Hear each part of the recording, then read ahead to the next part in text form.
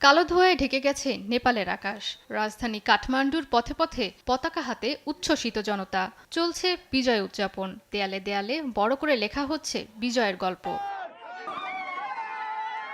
ছাত্র জনতার অভ্যুত্থানে মঙ্গলবার পদত্যাগ করেন প্রধানমন্ত্রী কেপি ওলি শর্মা। তারপরও থামেনি তার সরকারের দুর্নীতি ও স্বেচ্ছাচারিতার বিরুদ্ধে ক্ষোভের বহিঃপ্রকাশ হিসেবে দুর্নীতিবাজ সরকার ও তাদের সংশ্লিষ্টদের বাড়িঘরে এখনও চলছে হামলা, পুড়ে ছাই পার্লামেন্ট ভবনও। পরিস্থিতি নিয়ন্ত্রণে বিক্ষুব্ধ জনতাকে শান্ত থাকার আহ্বান জানিয়েছেন সেনাপ্রধান অশোক রাজ সিকদেল।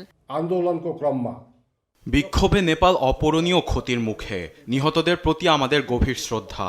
দেশে অরাজকতা ঠেকানো ও আইনশৃঙ্খলা পরিস্থিতি নিয়ন্ত্রণে কাজ করে যাচ্ছি। এটি আমাদের দায়িত্ব। জনগণের নিরাপত্তা নিশ্চিতে আমরা বদ্ধপরিকর। বিক্ষোভকারীদের প্রতি আমাদের আহ্বান, দেশকে আরও খারাপের দিকে ঠেলে দিবেন না।